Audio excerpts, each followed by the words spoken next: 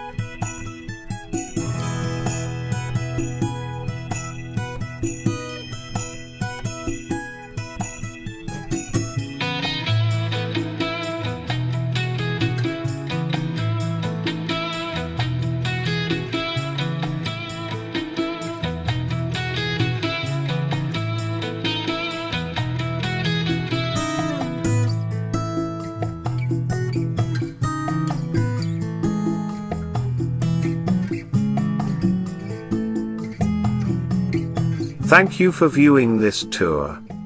If you have any questions regarding this property, or any other, please contact your realtor.